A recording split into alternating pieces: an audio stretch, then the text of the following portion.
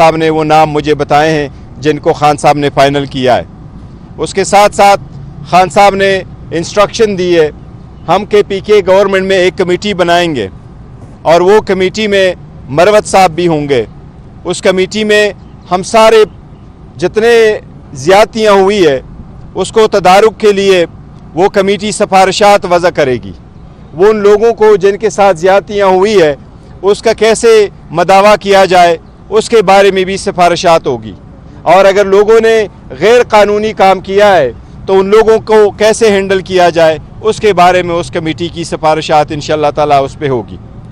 ساتھ ساتھ 23 تاریخ کو انشاءاللہ تعالیٰ 23 مارچ کو پاکستان تحریک انصاف جلسہ منعقد کرے گی۔ وینیو کا اور ٹائمنگ کا انشاءاللہ تعالیٰ بعد میں ہم فارمل اناؤنس کل پرسوں تک انشاءاللہ تعالیٰ کریں گے۔ اس کے ساتھ ساتھ ہم الیکشن کمیشن سے ایک مطالبہ کر رہے ہیں فارمل، اور وہ یہ کہ جتنے کینڈیڈیٹ ہمارے جیت چکے ہیں ہم تو حکومت کے جیت کو جیت نہیں مانتے، کیونکہ یہ سارے وہ رزلٹ ہے جو 9 فروری کو آئے تھے اور فارم 47 کے بیس پہ آئے تھے، نہ کہ فارم 45 پہ۔ لیکن اس کے باوجود ایک سازش شروع ہو چکی ہے جس کے بیس پہ پاکستان تحریک انصاف کے بیٹ کینڈیڈیٹ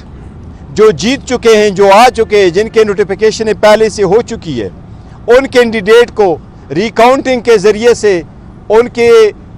جیت کو شکست میں تبدیل کرنے کی کوشش کی جا رہی ہے۔ وہ کینڈیڈیٹ جن کا نوٹیفیکیشن ہو چکا ہے، وہ کینڈیڈیٹ جن کے ریزلٹ کنسالیڈیٹ ہو چکے تھے، وہ سارے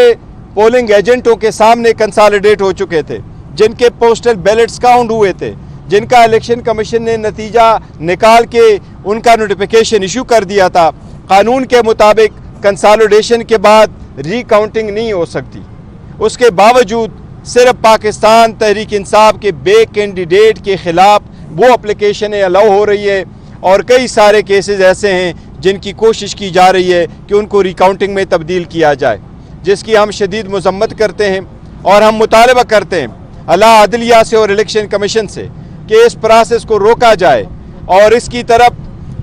بڑی بدامنی پھیلے گی، اور وہ یہ ہے کہ اگر آپ ہماری جیت کو شکست میں تبدیل کریں گے، جیت کو آپ شکست میں تبدیل کریں گے تو یہ غیر آئینی، غیر قانونی ایک نیا پھیل آپ شروع کر رہے ہیں۔ ہماری ان سب سے درخواست ہے کہ جو نتیجے اخذ ہو چکے ہیں اس نتیجوں کو ایز اٹ از رہنے دے، جو اس سے ایگریوڈ ہے وہ اپنے متعلقہ فورم جائے گا۔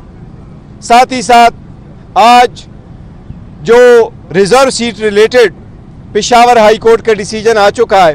اس پہ بھی خان صاحب سے مشاورت ہوئی ہے، اور اس کو انشاءاللہ تعالی ہم بہت جلد سپریم کورٹ میں چیلنج کریں گے۔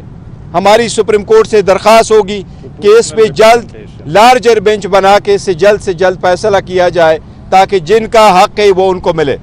کیونکہ ہم اس بات پہ قائم ہیں کہ قائین کے آرٹیکل 51 کے مطابق کسی بھی پولیٹیکل پارٹی کو اس کی جیتی ہوئی سیٹ سے زیادہ ریزرو سیٹیں نہیں مل سکتی۔ یہ جو پولیٹیکل پارٹی کو سیٹیں ملی ہیں ہماری 78 سیٹیں، یہ ان کی جیتے ہوئے سیٹ سے زیادہ ہے، ان کو ایک قسم کی خیرات میں دی گئی ہے۔ ہم سپریم کورٹ سے مطالبہ کرتے ہیں اور ہم التماس کرتے ہیں، ہم التجا کرتے ہیں کہ جلد سے جلد جب ہماری پٹیشن آپ کے پاس آ جائے، اس پہ پٹیشن پہ بینچ بنا کے اس کا جلد سے فیصلہ ہو اور ہماری سیٹیں ہمارے پاس واپس آ جائے۔ تھینک یو جی، آپ سب کا شکریہ۔ میں ایڈ کرنا چاہوں، خان صاحب کے نوٹس میں جب ہم گئے تو 2 چیزیں لائی گئی تھی۔ ایک خان صاحب کے نوٹس میں یہ بات آئی تھی کہ کے پی میں گزشتہ 2 سالوں میں جن حکام نے بالخصوص پولیس اور انتظامی افسران، ڈپٹی کمشنر اور کمشنر، جنہوں نے پاکستان تحریک انصاف کے ورکروں پہ قیامت صغریٰ برپا کیا ہوا تھا، ہمارے ورکر کو شہید کیا، بہت سارے چند ایسے ڈی پی او سامنے آئے جنہوں نے اغوا برائے تاوان کی مد میں کروڑوں روپے پاکستان تحریک انصاف کے ورکروں اور ان کے والدین سے لوٹے، جس میں ایک ڈی پی او 4 سدہ۔ خان صاحب کے نوٹس میں آیا تھا کہ ہری پور کے ایک سابقہ ڈی پی او کو، جس نے اس فستائیت اور جبر میں اپنا حصہ ادا کیا تھا، اس کو نوازا گیا ہے اور پی ٹی آئی کے دور میں اس کو کوارٹ کی پوسٹنگ دی گئی ہے۔ تو خان صاحب نے آج چیئرمین صاحب کی موجودگی میں ایک بات تو یہ کہی کہ آئی جی جو ہیں اس کو فی الفور ہٹایا جائے، اور اس کے لیے وزیر اعلیٰ صاحب کے لیے ایک پیغام جو ہے وہ چیئرمین صاحب کو دیا ہے. ساتھ میں چیئرمین پی ٹی آئی نے یہ ذمہ داری مجھے تفویض کی ہے کہ ایک کمیٹی جو ہے جو وزارت قانون، پراسیکیوشن اور ضلع کے پولیس حکام کے ساتھ مل کے ہم تمام کیسز کا جائزہ لیں گے. میں اس کمیٹی کو ہیڈ کروں گا اور اس میں ہم دیکھیں گے کہ اگر جہاں پہ کسی افسر نے یا ظلم کیا ہے، اختیارات کا ناجائز استعمال کیا ہے، یا کسی جرم کا ارتکاب کیا ہے، یا ہمارے ورکر سے بدتخوری کی ہے، یا کوئی جرم انہوں نے کیے اور ان کے پرچے درج نہیں ہوئے ہیں، ان تمام چیزوں کو ہم ہر ضلع وائز ہم دیکھیں گے. جن افسروں نے اگر جرائم کا ارتکاب کیا ہے، میں ریپیٹ کرتا ہوں، ہم کسی کے ساتھ انتقام کی پالیسی نہیں اپنائیں گے،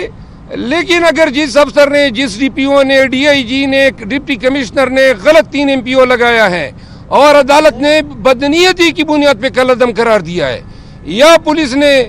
ناجائز پرچے درج کیے ہیں، یا لوگوں کو اغوا کیا ہے، یا مارا ہے، قتل کیا ہے اور ان کے پرچے درج نہیں کیے، ان تمام چیزوں کا حساب ہوگا. اور اس پہ جو لوگ ملزم بنیں گے، چاہے وہ ڈی سی ہو یا آئی جی ہو، ان سب کے خلاف قانونی کارروائی ہم ریکمینڈ کریں گے. اور کے پی کی حکومت جو ہے ہماری سفارشات کی روشنی میں جو بھی قانونی اقدام ہوگا اس کے مطابق. اخیر میں ایک دفعہ پھر ریپیٹ کرتا ہوں کہ کسی بھی افسر کے ساتھ ہماری کوئی انتقام کی پالیسی نہیں ہے، لیکن جرم کو ہم نہیں چھوڑیں گے.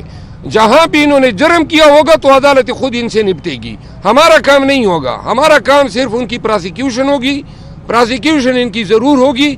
اور جتنے ناجائز، بوگس، لغو، بے بنیاد مقدمے انہوں نے دائر کیے ہیں، وزارت قانون میں ہم ان کو دیکھیں گے. جہاں پہ مقدمے واپس لینے ہوں گے ہم واپس لیں گے. جہاں مقدمے تفتیش میں ناقص ہے وہ پولیس خود وڈرا کرے گی. لیکن احتساب ضرور ہوگا ظلم و جبر کا، جرم کا، قتل کا، بدتخوری کا، اغوا برائے تاوان کا. ان تمام چیزوں کو ہم دیکھ کے اپنی سفارشات مرتب کرنے کے بعد اس پہ کارروائی ہوگی. بہت شکریہ. تھینک یو ویری مچ جی، بہت شکریہ.